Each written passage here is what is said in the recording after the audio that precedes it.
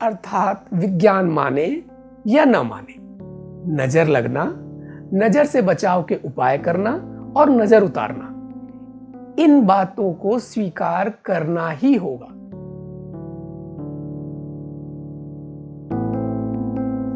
नमस्कार साथियों, मैं अमित तिवारी स्वागत करता हूं आपका अपने इस चैनल समाधान है में। वीडियोज पर प्रश्नों का सिलसिला शुरू हो गया है।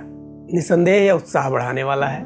कई अलग तरह के प्रश्न भी आ रहे हैं। आप सभी साथियों से अनुरोध है कि आप भी अपने मन में आने वाले किसी भी प्रश्न को बेझिझक यहां साझा कर सकते हैं। हम आपके प्रश्नों का समाधान लाने का प्रयास करेंगे। आपके प्रश्नों के समाधान पर वीडियो आने में थोड़ा वक्त लग सकता है, परंतु विश्वास रखिए, हर वह प्रश्न जो आपके मन में आ सकता है उसका समाधान अवश्य मिलेगा।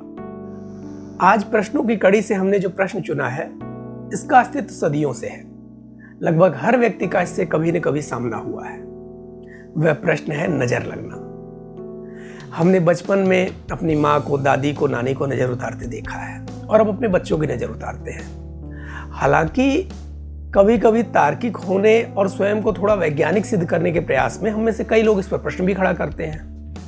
उनका कहना कि भला ऐसे कैसे संभव है कि किसी के देख लेने, कह देने या टोक देने से किसी दूसरे के जीवन पर प्रभाव पड़ जाए। आज हम अपने इस वीडियो में इसी पर विस्तार से चर्चा करेंगे। हम नजर लगने की इस अवधारणा के ऐतिहासिक और भौगोलिक पहलू को जानेंगे, साथ ही इसके वैज्ञानिक पक्ष पर भी विमर्श करेंगे।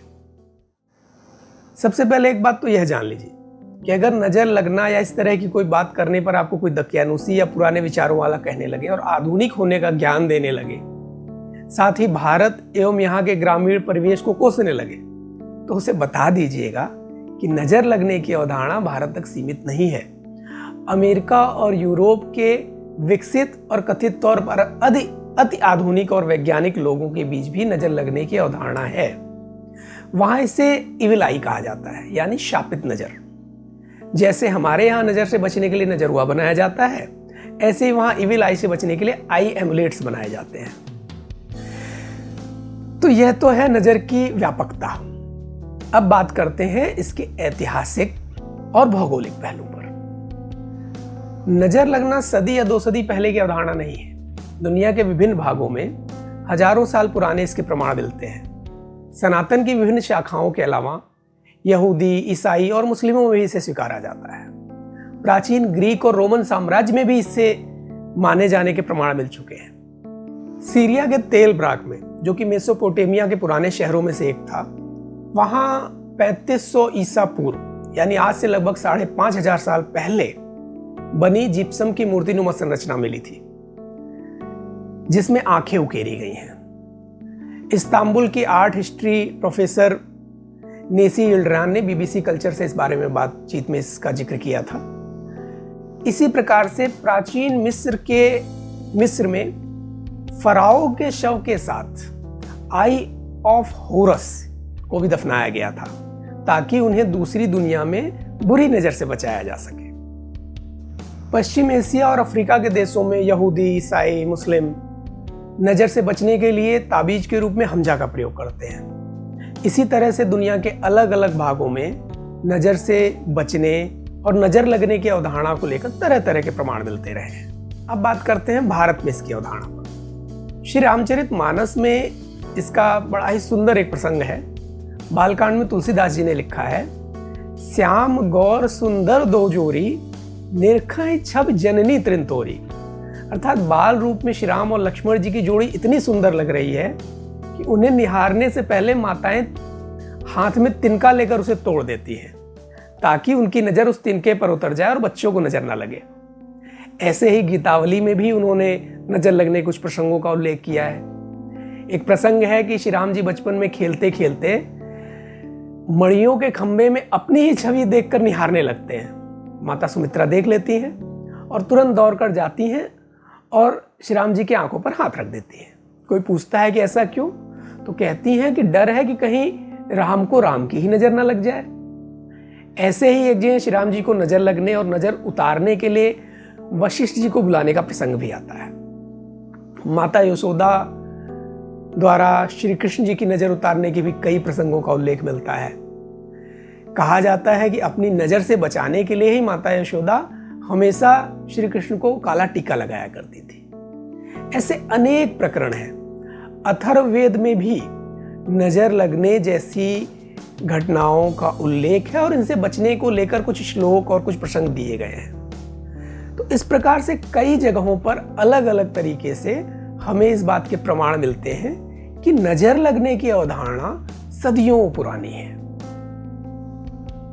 अब बात करते हैं इसके वैज्ञानिक पहलू। वैसे तो आधुनिक विज्ञान इसे सिरे से खारिज कर देता है, परंतु समय समय पर इसके वैज्ञानिक आधार होने की बातें भी सामने आती रही हैं। इस मामले में ग्रीक फिलोसोफर प्लूटार्क का उल्लेख समीचीन होगा।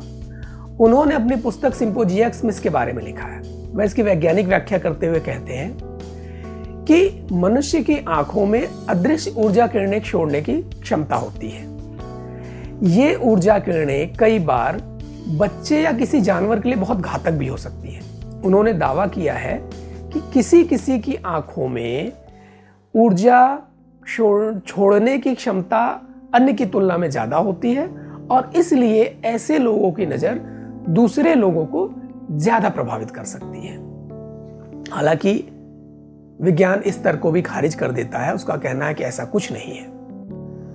अब बात करते हैं आधुनिक विज्ञान के आधार पर नजर लगने की। विज्ञान में एक कॉन्सेप्ट है प्लेसबो इफेक्ट। किसी नई दवा या टीके के परीक्षण के समय दो समूह बनाए जाते हैं, जिनमें से एक समूह को वह दवा दी जाती है और दूसरे समूह को दवा के नाम पर कोई न्यूट्रल चीज दे दी जाती है जिसमें दवा का कोई गुण नहीं होता है। प्रयोगों में पाया गया है कि जिन लोगों को वह प्लेसबो यानी वह न्यूट्रल चीज दी जाती है, उनमें भी बीमारी के कई लक्षण कमजोर पड़ जाते हैं। किसी दवा को तभी कारगर माना जाता है जब उसका प्रभाव उस प्लेसबो से ज्यादा हो जाए।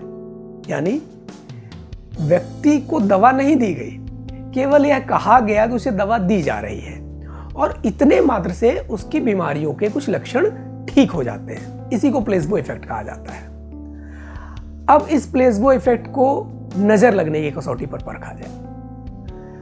असल में नजर लगना, अगर हम मान लें किसी कोई वैज्ञानिक अवधारणा नहीं है, इसका कोई वैज्ञानिक कारण नहीं है, तब भी नजर लगती है।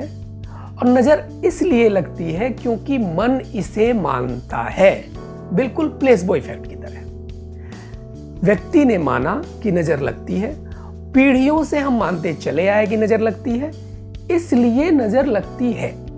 हमारा शरीर स्वयं वह प्रतिक्रिया देता है जो नजर लगने पर होती है और इसी कारण से नजर उतारना भी आवश्यक है। क्यों? क्योंकि हमारा यह मन, हमारा यह शरीर स्वीकार करता है कि उसे जो समस्या हुई है उसका समाधान किया जा रहा है। इसीलिए बच्चे में जब नजर लगती है और जैसे ही उसकी नजर उतारी जाती है, उसमें कई लक्षण जो दिख रहे थे नजर लगने के दूर हो जाते हैं। अर्थात विज्ञान माने या न माने, नजर लगना, नजर से बचाव के उपाय करना और नजर उतारना, इन बातों को स्वीकार करना ही होगा। क्यों? क्योंकि विज्ञान के पास इसके अतिरिक्त भी बहुत सी ऐसी बातें हैं जिसका वह कारण नहीं बता सका है, जिसकी वह व्याख्या नहीं कर सका है। परंतु जिसकी व्याख्या न की जा सके, जिसका कारण न बताया जा सके, इसका यह अर्थ नहीं है कि वह चीज है ही नहीं। और अगर विज्ञान कुछ न भी माने तो प्लेसबो इफेक्ट को तो कतई नहीं नकार सकता है, और कम से कम प्लेसबो इफेक्ट के लिए ही सही आपको नजर की अवधारणा को स्वीकारना भी होगा और इससे बचने के और इसे उतारने के प्रयासों को अपने जीवन में जब आवश्यकता लगे आपको अपनाना भी होगा। यह हुई बात नजर लगने के ऐतिहासिक, भौगोलिक और वैज्ञानिक पहलू की। अगले वीडियो में हम बात करेंगे इसके ज्योतिषीय पहलू। ज्योतिष के अनुसार कुछ लोगों को नजर ज्यादा लगती है, कुछ लोगों को अन्य लोगों की तुलना में नजर ज्यादा प्रभावित करती है। तो किन्हें नजर ज्यादा लगती है, किन्हें ज्यादा सतर्क रहने की आवश्यकता है, साथ ही नजर लगने के लक्षण और नजर उतारने के कुछ अचूक उपाय जो हमारे समाज में स्वीकार्य हैं, उन पर भी हम अगले वीडियो में चर्चा करेंगे। तब तक आप जुड़े रहिए, देखते रहिए और पूछते रहिए, क्योंकि हर वह प्रश्न जो आपके मन में आ सकता है उसका समाधान है। धन्यवाद।